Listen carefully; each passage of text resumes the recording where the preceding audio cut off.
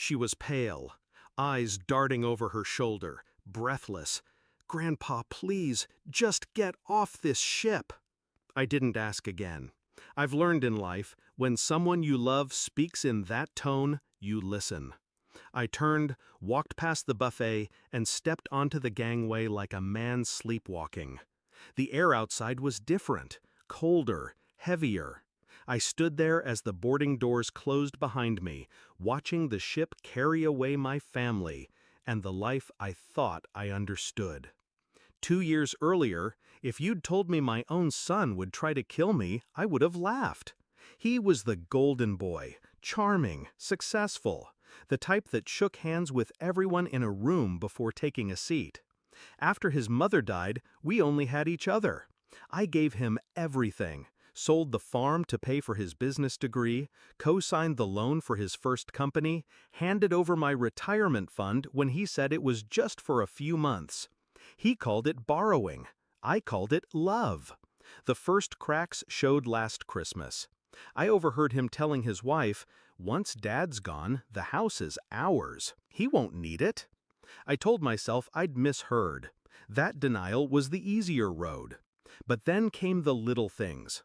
Him pushing me to update my will, offering to handle my finances, because online banking is tricky for someone your age. My accounts started showing withdrawals I hadn't made. When I confronted him, he smiled that salesman smile and said, "Relax, Dad, trust me." The truth didn't hit me all at once. It came in whispers. A strange phone call from my insurance broker, asking if I was sure about the change to my life policy.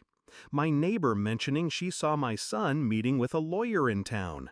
And then the cruise invitation. Family bonding, he called it. My treat. I almost believed him. It was the third day at sea when my granddaughter ran to me, trembling. She's 12, but sharp, too sharp for her own safety sometimes.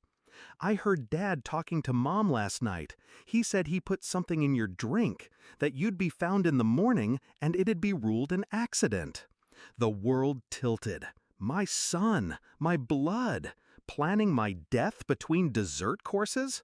I didn't argue. I didn't let my fear show. I walked off that ship like nothing was wrong. I spent the next 6 months in silence. Not with grief. Grief is passive. This was something else. I learned to move like a shadow. First, I called the bank and froze every joint account. Then I visited my lawyer and rewrote my will, not cutting him out entirely, but making his share contingent on one thing: me dying of natural causes after my 90th birthday. Next, I sold the house. Quietly. The deed went into a trust for my granddaughter, locked until she's 25. My son would never see a dime from it. Then came the company.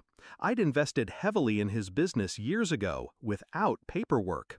I hired a forensic accountant, dug through every transaction, and found enough irregularities to sink him. Instead of going to the police right away, I waited. The moment came last Thanksgiving. I arrived at his home with a bottle of wine and a calm smile. He hugged me like he hadn't tried to end me. Over dinner, I asked about the company's finances in front of his wife. Just a casual question. I watched her eyes flicker. She didn't know. Then I slid the manila folder across the table. Bank statements, emails, transfers to accounts in the Cayman Islands. She read in silence. Her hands began to shake. "What is this?" she asked. "Evidence," I said, without looking at him.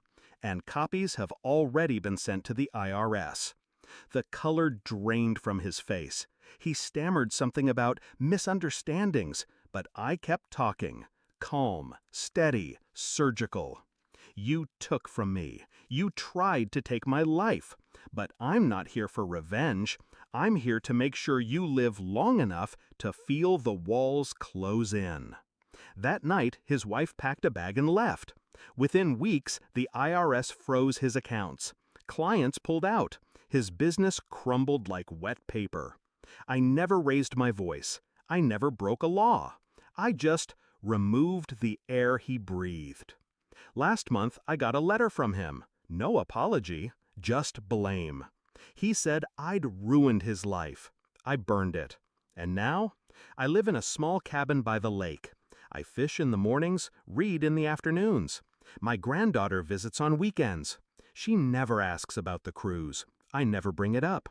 But sometimes, when we're sitting on the porch, she catches my eye and gives me the smallest nod, like she knows exactly what I did. And maybe, one day, I'll tell her, not so she learns how to destroy someone, but so she learns how to survive them.